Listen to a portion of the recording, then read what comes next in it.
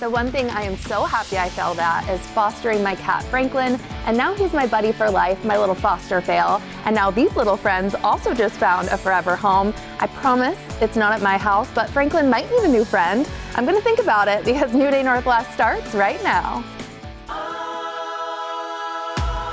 It's a new day. Now, from the Virginia Mason Franciscan Health Studio at King 5 in downtown Seattle, this is New Day Northwest.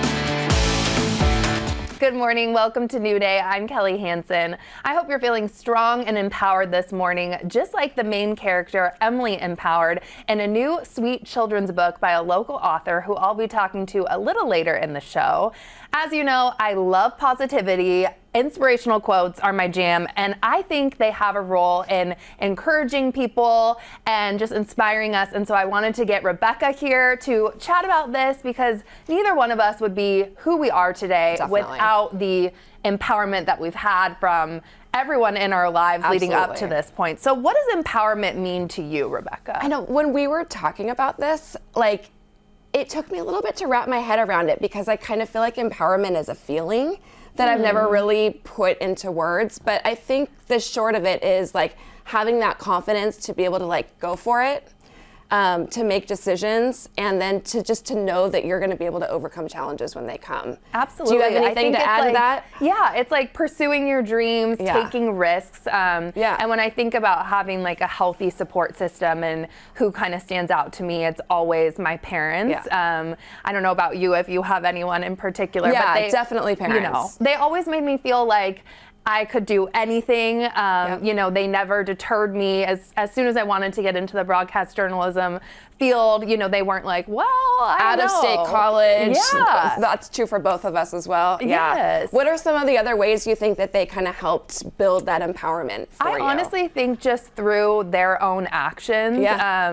My mom is actually just retired from being a nurse for over 45 years. Yeah. So she's someone that I've really looked up to, and just also being a mom of 4 kids and that balance. Yep. And I think just both of them in their careers, my dad and mom, and taking risks and always pushing us kids to not be afraid to try something new and fail. That is such a big thing, the whole failure aspect of it, because it's once you do that and you survive, you know what I mean? Yes. It's not so scary, and there's usually a lesson that's attached to it. I know, I agree. And you're a mom, and Yeah. so how are you helping build the next generation with empowerment? Yeah, I mean, I definitely think that there's, independence is a big part of that, letting the kids kind of problem solve on their own, not jumping in too much to fix things when things go wrong. And then just, building up that healthy confidence, I think, is really, really big. But I was actually thinking about the difference between empowerment and self-confidence, because I think there is a little bit of a difference. Yeah. And I think that empowerment takes it a little bit one step more, which is it's not just about you, it's about how your actions can also kind of help impact change in a little bit. That. So advocating not just for yourself but for others, and not being afraid to roll up your sleeves, get in there, and get things done. I think that's a really big part of empowerment. Oh, I loved this talk. Thank you so much, Rebecca. I appreciate it. And next up now, we're all looking for a life that feels a little more lighter and a little more zen, less stress.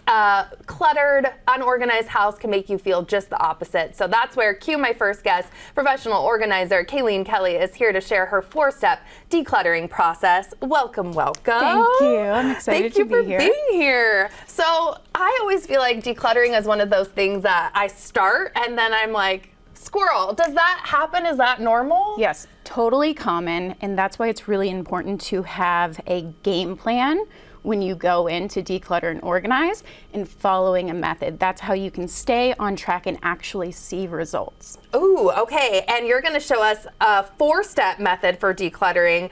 You have collect, categorize, cut out, and contain that you're seeing all right there, 4 steps. And I feel like I always want to get right to step number 4, contain, because that means we get to have some really fun containers. But we're going to go through your method because you have lots of tips, starting with number 1, collect, right? Yes. So again, going in with a game plan, with this method, we work one room at a time. And we're gonna pretend we're doing a bedroom today. So the first step is collect. You're going to collect trash and then any items that don't belong in a bedroom. So we've got empty cups. These belong in a kitchen. We've got some toiletries. These belong in the bathroom. Paperwork, pens belong in the office. So this helps us clear out the space so we can actually focus on what belongs in a bedroom. Oh, okay, I like it. And then step 2, categorize. What do you mean by this? Okay, so we're gonna collect our likes with our likes, and I want you to start with one category at a time.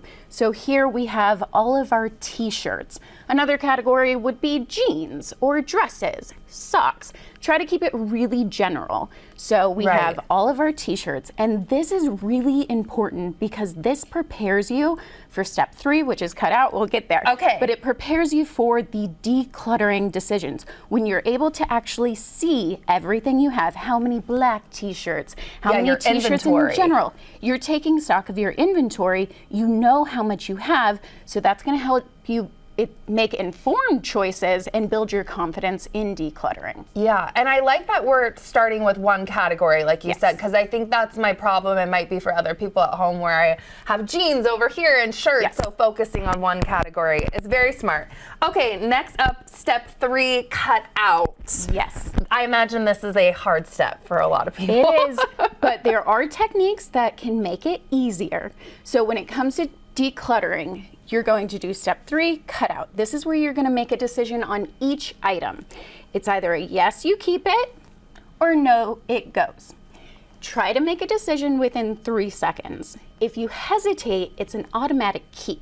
See, and I would think that that would be the opposite. If you hesitate, then you have to, but I like that then you get to keep it. Yes, it allows you to make quick, confident decisions, and it removes any punishment for indecision.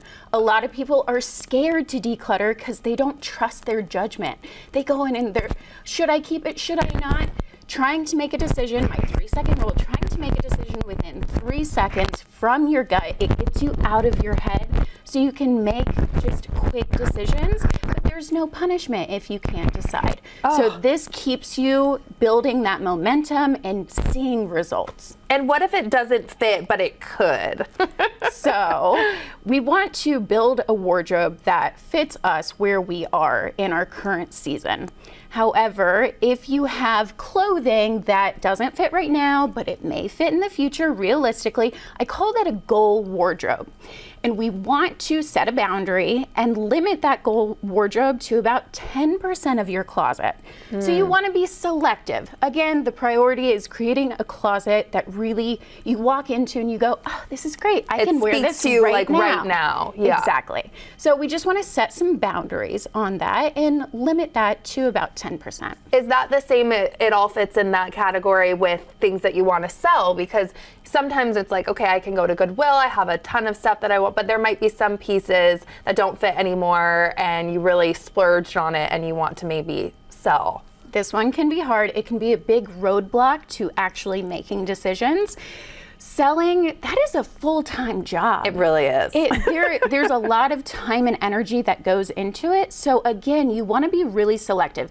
If you think you can realistically turn a profit, a higher profit, then maybe it's worth your time and energy. But I want you to lean into donating as much as possible because the quicker we can get it out, the quicker we're going to see a result. And I want to talk to sentimental. We always, have these pieces as well that we keep and we don't wear for years and years and years, but it's sentimental. Yes, and this is another very common roadblock. We feel like we are sentimentally attached to a lot of our items. When you actually see what you have and take inventory, you realize not everything is special. Yeah. So again, we want to set a boundary.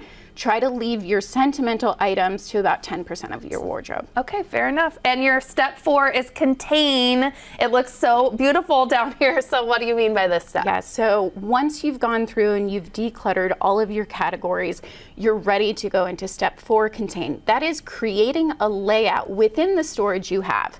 So depending on what you have, your t-shirts, they may go into a drawer. Maybe they're stacked on a shelf. Really has to be customized to your storage because everyone's closet is different. So you are just finding a home for every category and creating a layout. Oh my gosh, how long have you been doing this? I feel like you just explain it so well. So thank you. 11 years, and I specialize in chronic clutter and ADHD. So really focusing on just functional systems, less focus on the aesthetics and making it beautiful, and just making sure that we have a system that is easy to maintain and matches our life. Yeah, and it's got to feel so fulfilling after you go in and help somebody. So I don't know if you have any stories like that you love. Oh, the before and afters. Oh, I bet. I get such a dopamine high. It's so exciting. But what keeps me going is going in and meeting someone when they're really at a low and they're overwhelmed and it's really hindered the functionality of their space, and to coach them through the decluttering process and see those results and see that transformation, not just physically, but mentally and emotionally. It's huge work. So if you have a game plan, follow a method, hang in there, and you'll see results. Thank you so much for being here. This was so great. Well, I feel a bit more calm already, and it's going to get even more zen in here because coming up a bit later in the show, there are kittens coming. The Kitsap humanitarian organization Paws is celebrating 50 years, and Jingles and Tinsel are here to spread the word. Plus, Chef Brandon is here from 32 Bar and Grill, showing us how to make a very trendy, spicy tuna dish from his new menu. But first, the Seattle Storm are getting ready to kick off their season. Their broadcast analyst, Elise Woodward, joins me in studio for a preview. We're gearing up for the start of the new WNBA season. The Seattle Storm's first game is Saturday, May 17th against the Phoenix Mercury. And joining me to catch us up on all what's happening there and with the team and what's to come is the Storm's broadcast analyst, Elise Woodward. Welcome to New Day. So glad to be here. Thanks for having me. We're so excited to have you, and we want to just get right into it. So talk to me about the preseason game against Connecticut. Well, for Seattle, there's a lot of new faces and a lot of veterans, so it was really fun. So you had Nneka Ogwumike, who's top 10 all-time in the WNBA in scoring. She's back with the team for her second year. And Skylar Diggins, who's a fantastic point guard, number 11 all-time in the WNBA in assists. She's back year two. The two of them have a great connection. So that was fun to see them play in the preseason game. And then there's some new but old faces. Gabby Williams, who's been with the team, but not for the full season. She's come in halfway through because of overseas obligations. She's here from the start of the season. So she didn't play in that game, but she's healthy. They were resting her. Ezzy Magmagor, a great Australian, she's back. They rested her. But the full team will be on display coming up. But it was good to see these new faces and new teammates to mix in with the veterans. Yeah, the energy there. And during the offseason, too, the Storm used their number 2 draft pick. Tell me about who we got. This is exciting. It's amazing. I cannot wait to see her in action. Her name is Dominique Malonga. She's from France. She's only 19 years old. There's been 2 other teenagers drafted in Storm history, Lauren Jackson, who's a Hall of Famer, and Ezzy Magmagor, who's been a fantastic player for the Storm for many years now. But this girl, Dominique Malonga, she's 6'6", but her wingspan is 7'1". Which is more than LeBron James, to put that in perspective. Stop. But she's really athletic. She can dunk easily. She dunked in practice in her first practice earlier this week. And she's a fantastic kid, even though she's 19 years old. They call her a kid. But she speaks fluent English and French. She was born in Cameroon, lived there for 10 years, then moved to France. But she's just a vibrant, wonderful young lady and a fantastic athletic player that is going to be really excited to see her grow with this team. She's going to be so fun to watch, and I hope she just loves Seattle as much as we're going to love her. Are there any, you've touched on this, but any other new players that are really sticking out to you right now that you're excited about? Well, one that I'm really excited, she's new and old all at the same time, and that is the former 2-time WNBA champion with the Seattle Storm, Alicia Clark. She went to Las Vegas for a couple seasons, won a championship there with Las Vegas, but she's back. And so that's really fun. She's been a fan favorite for the Seattle Storm fans for years and years. And so she got huge cheers when she hit a 3 in the preseason game. Fans are really excited to have her back. And do we have any challenges this year as we're kicking off a new season? Well, I think the interesting thing for the Seattle Storm is that at the end of this year, there'll be a new collective bargaining agreement. So that's interesting. There's a lot of players that this is their final season under contract. And next year, it's a brand new WNBA. And the players hopefully will be making more money. There's been such a boost in popularity in the WNBA. It's amazing. So it's just something to watch for in the bigger picture with the WNBA is that next year there could be a lot of player movement. Okay. And there's a new WNBA team this year. Yeah. Talk to me about them. It's really exciting. There is no tougher league to make as a professional athlete than the WNBA. There's only 12 teams now, 13 with the addition of the Golden State Valkyries. So the magic number was 144, which was 12 players for 12 teams, meant 144 roster spots, but some teams only kept 11. We're talking about really limited space to make a team. Some of the best players in college basketball could not make the WNBA. With the addition of the Golden State Valkyries, now all of a sudden you get 11 or 12 more roster spots. So 11 or 12 more women can be professional basketball players and play at the highest level. And so it's really exciting. And then next year, Toronto will add a team. Really? And Portland will add a team. So there'll be a new Northwest rivalry.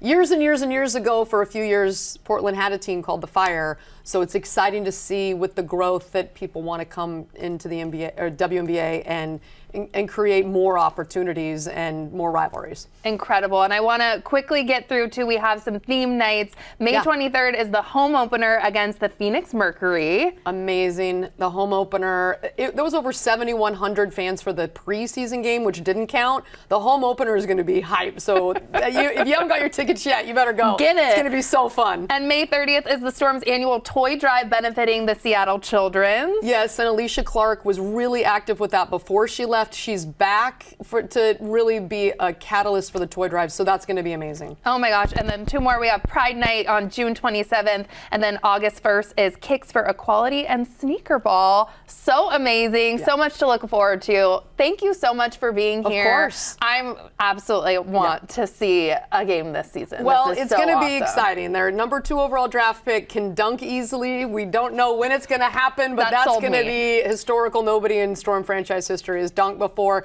And this is a team that's going to push. They feel like with the right things happening, they can win a championship. Amazing. Thank you so much. Yeah, you were of so course. awesome to have Anytime. here. And when New Day continues, we're going to dive into a sweet children's book that can help us all feel empowered and that we are not alone. Welcome back. As I mentioned at the top of the show this morning, we're talking with a local author who knows all about navigating her way through self-doubt to find out just how much she's worth. Emily Empowered is the children's book, and Tika Smith is the author, and she's joining me right now. Thank you so much for being here. Thank you so much for having me, Kelly. I already love, the title. I read this yesterday. It was fabulous. Tell me about this sweet story. Man, Emily, her mother dies from cancer, and so she is forced to move to a new neighborhood. She lives with her grandmother, and she's being teased for the way she looks, the way she talks, and just being her. Gosh. And what was your inspiration in wanting to write Emily Empowered? Emily Empowered inspired me in so many ways, and my number one inspiration to write Emily Empowered was because of my lived experiences. I came to the country, into the United States at a young age of 13 because of civil unrest in my country, Liberia, West Africa. My mom and I moved here in 1987. 1987, okay. Yes, and so I was only 13 years old, and I was in a new neighborhood. I was the only Black, and getting on the school bus, I sat by myself, and I was teased for the way that I talked, the way that I looked. And so me now, fast forward, being a mother of 4 kids and being on the board, the City of Bellevue Youth Link, I get to see and hear stories of these youth and what they're going through and what my daughter's going through. And so that inspired me to write Emily Empowered, to tell the young girl out there that she is seen and she is heard and she is enough. You're gonna make me cry. I always get so emotional about that kind of stuff. Yeah. One of the core messages, like you just said, is you are enough. So why is that so important for kids to understand? It is so important for kids to understand because they listen to the outside voices, people that are mean, and the bullies, and even in this late age, right, at work, we have bullies. We have like grown-up bullies. And so you listen to it, and it starts to manifest in you, manifest in your spirit, and then you have the self-doubt. So this is very important to know that you are enough just the way you are. And nobody can tell you who you are, because your inner strength, if you tap into that, you will be who God called you to be. Gosh, I know it's not just a children's book. It's like everyone needs to read it. Everyone needs to read it. The end of the book is really interesting too, because you offer the reader the chance to journal, to write their own affirmation. So tell me why that process can help and why it was important to you. Very important to me, because again, in this age, I'm 51 years old, I still have to write my affirmations. I go in the mirror in the morning on my way to work, and I look in the mirror, and sometimes I wake up, I feel ugly, because Stop. of the, yes, girl. No. Because of those voices. And so I have to look in the mirror, and I have to say, you are beautiful. You are strong. You are a winner. And writing it down and saying it, that's powerful. It does a lot to you. And so I thought it was very important for the kid who's picking up this book and reading it to then write their own self-affirmations. And you know what? At Barnes & Noble, when I had my book signing, there was this beautiful girl, Tia, and she's being teased in school. And she made sure she was the first online to get a signed copy of my book. She told her auntie, we cannot be late because I want to make sure I get a signed copy. And Tia writes her own affirmations. Oh my gosh, that's so amazing. Yeah. Thank you so much for sharing your story. This was just a beautiful conversation, and we so appreciate you being here. Thank you so much for having me, Kelly. And Tika will be reading from Emily Empowered at the Barnes & Noble in Bellevue at the Crossroads location. The story time will be Saturday, May 24th at 1 p.m. And when we come back, our neighbors down here in Soto, Esquin Wines, are here with a roundup of wines that pair perfectly with brunch, something we could all use some information about. So make sure you stay with us.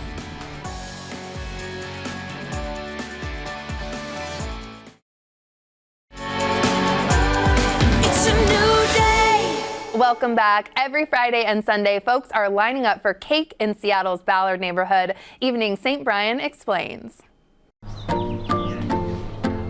Every Friday and Sunday, a line forms along this sidewalk in Ballard.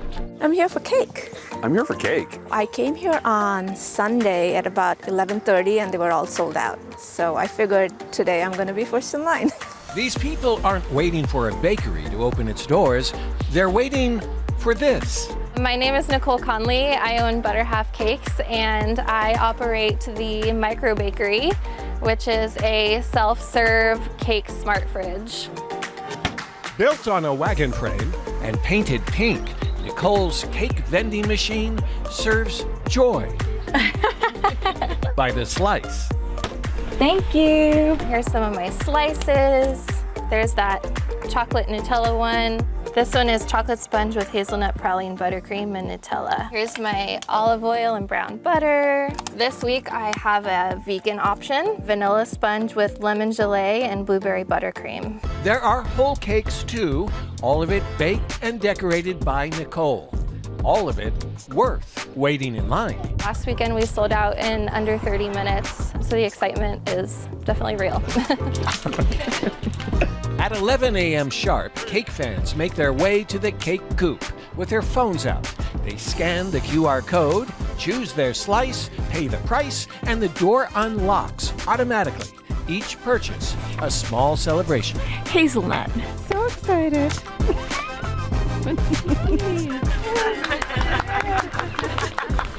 Today's my birthday.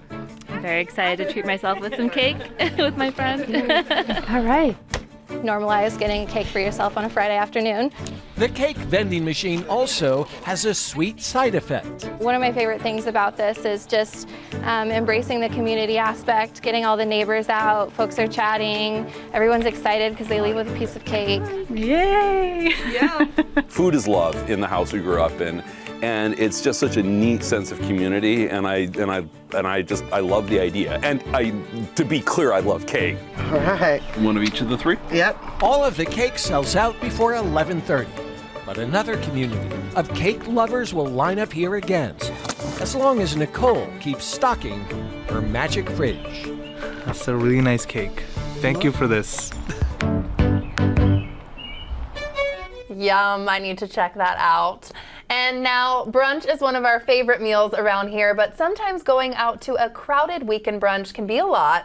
And it's also great to make it at home. And so to take your brunch to the next level, we have some wines here that will pair perfectly with whatever you might be serving. And here to walk me through his 6 picks is Ole Thompson, wine director for Esquin Wine and Spirits, which is down right here in Soto. Yeah, just down the street. Oh, which is perfect for us. And I'm loving your setup today. So you're going to walk me through 6 picks. Yes. And we're going to start with this one, a white wine, correct? Yes. This is a Chardonnay. It's from Oregon. Thank you. Yeah. And this is for all those people that think they don't like Chardonnay. Which is me. So Okay. I'm going to, walk through this. What can I expect with this? In Oregon, they're starting to make Chardonnays that are really more like French Chardonnays. So they're not what you're used to. They're not the big oaky, buttery Chardonnays. You get how that has like a lemon type note to it. Like flinty, yeah, very bright. Goes great with food. Goes great with seafood. Yes. Salmon, oysters. Like maybe like a lox like bagel toast or something in the morning could be good to pair this for brunch. I mean, you could drink it by itself too. I mean, on a sunny day, yes, I can yeah. see why being outside and drinking something like this would be so delicious. Yeah. I really like this. I'm a Yeah. little shocked. Chardonnay is usually not my friend. Okay. So you were worrying me. We were starting with Chardonnay. Yes. Okay, moving right along though, we're Yeah. going to something sparkling. What's next up? Next, we're going to go to champagne, because what goes better with brunch than champagne? That's we want to talk usually about the go-to. something with lox. So, I mean, yeah, champagne goes with everything, of course, but in the morning, to start your day off, nothing better. There really isn't. Cheers. I'm sorry, I just partook already. It's very good. Yeah, so this is a house gosh. that's brand new to the West Coast. It's one of the most popular brands in Europe. It's a group of 220 growers that banded together 60 years ago. So it's the vineyard owners themselves that make this wine in Reims in Champagne. Oh my goodness, fantastic. Champagne to me is always like a celebration as well, so it's just like to find any excuse, and I think brunch can always be a celebration, don't you think? Yes. I think you should just always keep a bottle of champagne in your fridge. There's always an occasion for it. Done and done. Okay, next up, it's looking like a rosé. We're going into a rosé. So, brunch a little bit lighter. This is kind of a cool bottle of rosé though, and you can see It does look cool. when you smell it, it's got more flavor, kind of more going on than the typical rosé. And that's because this is from an area in Italy, in Abruzzo, where they traditionally make it. It's called Cerasuolo, which means cherry wine, right? So, and you can, when you smell it, you get that. You just get that hit of a cherry. bright red cherries. It's delicious, and it goes so well with food. And it's a rosé that can even make a red wine drinker happy. This is making me very happy. Red wine is, how did you know? Red wine is usually what I tend to go for, but really bright, definitely can, like, the smell too when you go into it just gets you excited about what you're gonna taste. So Right, there's notes of tangerine and other notes as well, but yeah, it's got lots of flavor. That's fabulous. Okay, moving right along. What is it? Is this also a rosé, but lighter, to your point, I guess? This is a sparkling rosé. So it's rosé bubbles. It's a champagne house, but it's a champagne house who's making this in California. I used to work for Chandon, but this is Piper Heidsieck that makes this in Sonoma. And it's got some Pinot Noir, which is why it has a little bit of color to it. But it's also under $20. So this is something that, when you don't want to spend a lot of money, you can get this. And we were shocked when we tasted this at Esquin at how good it is. I've featured it a couple of times on our ads just because of the value. $19.99? Okay, we got to try this one. I would never know. No one would ever know. That tastes very expensive. Yeah. I like it. Okay. You have just been bringing the hits today, my friend. That's why we taste wine all day long. Our motto at Esquin. You know what to do. So Esquin is the oldest wine shop in Seattle, and the motto at Esquin is we taste a lot of bad wine, so you don't have to. Boom. That is a good mantra right there. Okay, and red wine. I'm usually a red wine girly, so what am I drinking? So this is Robin Pollard, who lives on Vashon Island. She used to head the Washington Wine Commission, and she's partners with Chris Camarda from Andrew Will. She has a little 10-acre vineyard in Yakima that's focused on Cabernet Franc. So this is her specialty varietal. It's straight Cabernet Franc. It's made at Andrew Will. And I just feel like she's one of the quickly rising stars in the state. She's making amazing wines. The wines are great values. This is $45, and it's her top most expensive wine. And so you said this is a Cab Franc. So what am I going to be like the notes that I should be like tasting with this? Cabernet Franc, as opposed to Cabernet Sauvignon, is going to have a little bit more of that kind of pepperiness to it, where you smell it. And you can smell kind of the spices and the pepper. Yeah. It's got a little bit of a leafiness, but kind of a pleasant leafiness to it. I'm I guess I don't usually order this on the menu, and I should. I love this. It's pretty good. It's Holy pretty good. moly, I can see why she's a rising star. Okay, that one's coming home with me. And we have one more that we want to talk about, another rosé. Yeah, so this, you could call it a red, you could call it a white, you could call it a rosé. This is a guy named Riley Davis who manages Elephant Mountain Vineyard in Yakima. And this is his winery. It's a natural focused winery, so this is an unfiltered wine.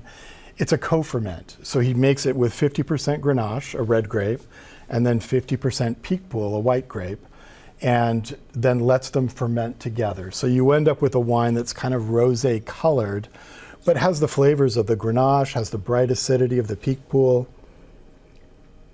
I've been having a hard time finding a natural wine that I like, and you have brought it. This is good. Cheers. Cheers. Great. Thank you so much for being here. course. We so appreciate it. And don't worry, y'all, the fun continues next with some kittens. That's right, when we come back, these arms get to cuddle with Jingles and Tinsel. Both kitties are ambassadors for the Bainbridge Island and North Kitsap Paws organization as they celebrate 50 years. You all know I'm a big cat girl, so my next guests are filling me with so much joy. Paws of Bainbridge Island in North Kitsap is celebrating 50 years of supporting the community as it works to reduce pet overpopulation and the unnecessary euthanasia of healthy adoptable animals through education, awareness, and financial aid. Paws ambassadors to New Day, Jingles and Tinsel, and Paws Community Engagement Coordinator Heather Minton join me now. And our new little friends. So you have to tell me about Jingles and Tinsel and their story, because I really feel like it speaks to what Paws does. Yes, Jingles and Tinsel came to us in December from an apartment that had too many cats in it. And so they came and they were not great eaters. And so our staff had to work really hard to make sure that they gained the appropriate amount of weight. And we would sit on the floor with a spoon and feed them whatever food they wanted. We tried it seemed like hundreds of different foods to get them to keep weight on. So we finally got them to a big enough weight that they could be neutered and vaccinated, and then they were successfully adopted in, I believe it was early February. We love happy stories like that. That's so amazing. And tell me more about Paws and its mission for someone that hasn't heard of y'all. So PAWS stands for Progressive Animal Welfare Society, and we are located on Bainbridge Island, and we also serve North Kitsap. And we have a cat adoption center in both Bainbridge Island and Kingston. And then we also do community programs that are focused on helping people have veterinary assistance, spay and neuter, and just generally keeping our pets healthy. That's so amazing. I want to talk about some of those programs, the youth volunteer program, if you can touch on that a little more. Yeah, sure. So we started that about a year ago, and we are having youth volunteers starting at age 14 come in and help in our centers, really learn what it is to be part of the community from a nonprofit perspective, what services, how to help our... They're going rogue. We like it. Help get our animals adopted out to loving homes. Oh my gosh. And the next one is the senior Paul's program, yes. too. This is one of my favorite programs. So it stands for Pets and Loving Seniors, and we match a senior person with a senior animal, and it's basically a long-term foster program. We incur all of the costs for veterinary care, food, we pay for litter. It is all inclusive, and a pet gets a forever home, and an older person gets companionship. That is so special, and costs to care for pets have really skyrocketed. So talk to me about what you guys do specifically for that. Yes, so our largest program that we do is veterinary assistance. So if there is an emergent case, I believe we had a kitten who swallowed a needle last week. No. There are crazy things like that happen. There are regular things like spay and neuter and vaccinations that people can't afford. So we help all of those situations to people who are in need. And how can people donate and help you all out? Because I know there's a lot of people that are always wondering if they can't foster or can't adopt right now, what else can they do to help you guys? Yeah, well, you can come into our center and just say hi and help socialize the cats. You can certainly follow us on any social media. That always is lovely. And you can come to our gala, which is Saturday.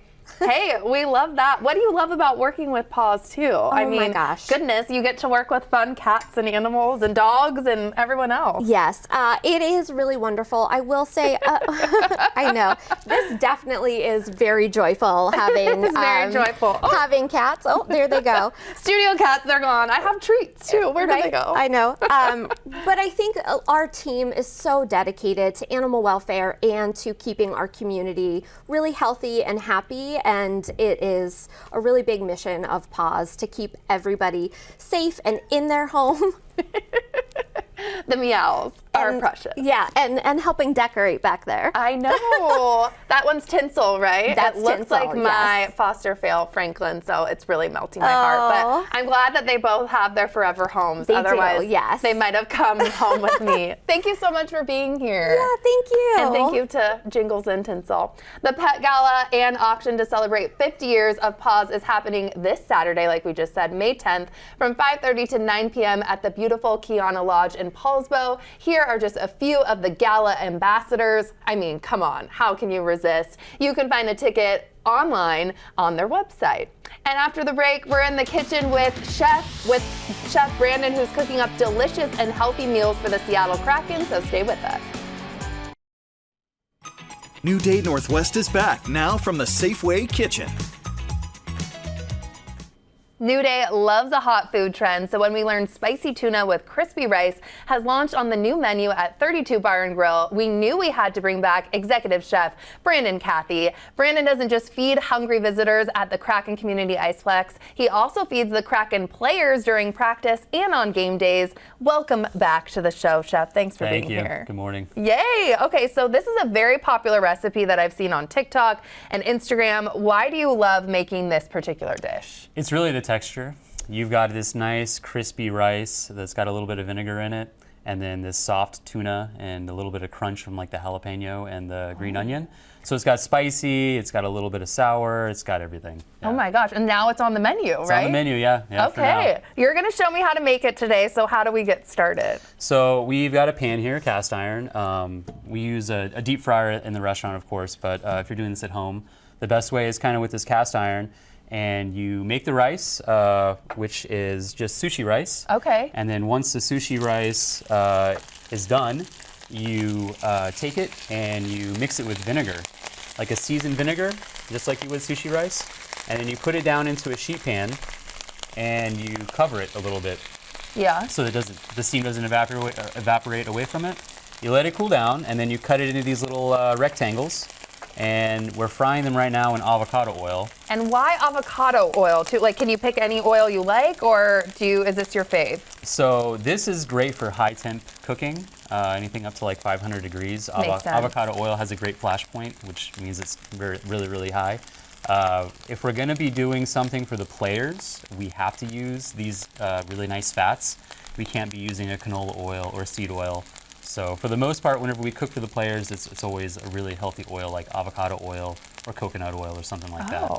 I love that they're thinking about this, though. I mean, they have to be, obviously, with being Absolutely. a professional athlete, but it's great. Yeah, and the fats are very important. Sometimes people kind of skip over that, but it's honestly, it's the most calories you can get is from fat.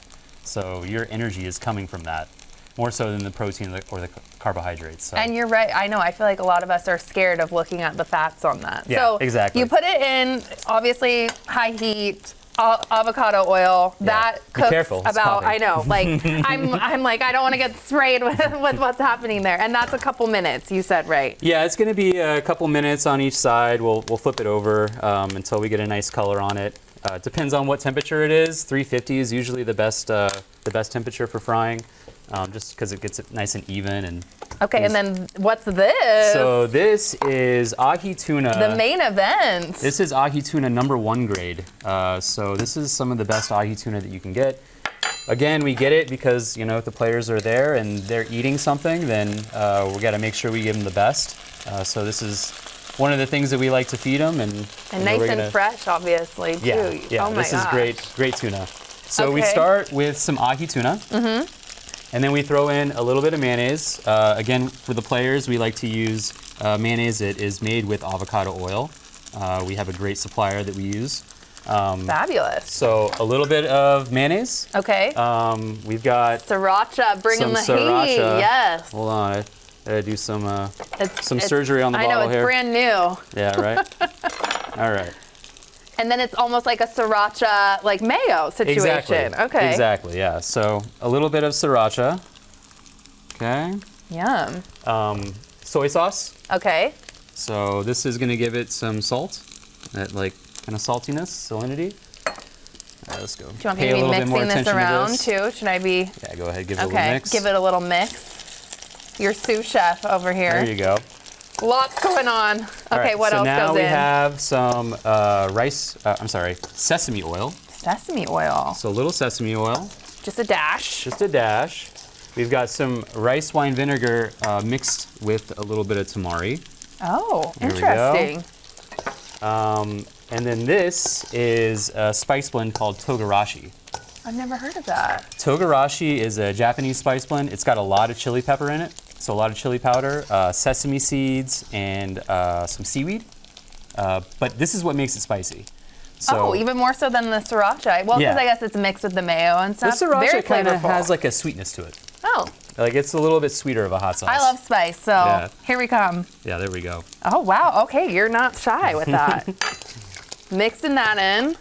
We're mixing that up, and then we have ginger here. Oh. So the ginger What does that add? Like a little something extra? gives it some tanginess. Oh. Yeah. You want to try and give Yeah, it a little, let's do it. a little Okay. grating and some A little microplane? grating. Yeah, Am exactly. I doing? Is anything coming out? It will eventually. Okay. If it doesn't, you can always, yeah, there we go. Oh, there we go. Okay. That's it right there. And fresh ginger, is that Fresh important? ginger. Okay, that's the ticket. Yeah, we like the fresh ginger. I imagine so. Tell me about some other favorites too on the spring and summer menu, because you guys are just launching it, right? Yeah, so we put on a barbecue chicken pizza. We've got a Cuban sandwich, a Cubano, that we press, with some butter and, the pulled pork and ham and stuff like that. It's delicious. We put some cannolis on the menu. Cannolis? Yeah. Yes. Yeah. So we've kind of just revamped some stuff for spring. This is a great spring item. It's nice and light and, cold. And you said this is like a crowd favorite too. You had to put it on, right? Okay. Yeah, it's been going over well with the players, and we wanted to put it on the menu, give them something else to eat. Yeah, it likes And to pop, tell right? me about, I know, I'm like, whoa, the uniqueness too of the restaurant for someone that hasn't visited you all there. It's so cool because you can watch practice, right? Yeah, so 32 Bar and Grill is located on the upper level of the Kraken Community Iceplex. and it overlooks a couple of the rinks. So if you're there, you can watch a hockey game, if it's like a youth hockey or adult hockey. You can just sit there, enjoy your margarita and an ahi tuna bite, and watch your kids play, or watch your significant other play or something. But it's a great place. It's a great spot to just enjoy hockey. Everything around the restaurant is hockey themed. You never know who you're going to run into. True. There's a lot of hockey people in the Seattle scene that are just walking around. So it's a great place just to be if you're interested in hockey. The Iceplex offers lots of classes if you're trying to learn how to play hockey. That's so cool. We just acquired the PWHL, which is the Professional Women's Hockey League. Yes. So that's going to be in Seattle. So we've got a great girls program, great kids program, a great men's league program. It's a great place Something for to everyone. be. I'm going to taste the final thing, and while I'm doing that, talk to me about some of the favorite dishes that you make for some of the professional athletes, the players, and I'm going to dive in. Well, we've really learned a lot about what they like. A lot of them like it whenever we do something that's from their home country. So we've got a player. His name is Capo Caco. He is from Finland, and he liked a salmon soup that we eventually got around to making, and he loved it. And then he competed in the Four Nations face-off. He scored a goal. He did a great job. But we try to do the players' favorites. Because that makes sense. If it's something that they're here and they're away from home, we want to give them like something that kind of reminds them or resembles home as much as we can. Oh my gosh. Thank you so much for being here, Chef Brandon. This was delicious. Check out the new menu. And thank you to you all for spending time with us today. You can check our website for more of our content. You can always send us an email to share your thoughts. Don't forget to enjoy your new day, and we'll see you next time. Some segments of New Day Northwest are paid for by these fine sponsors: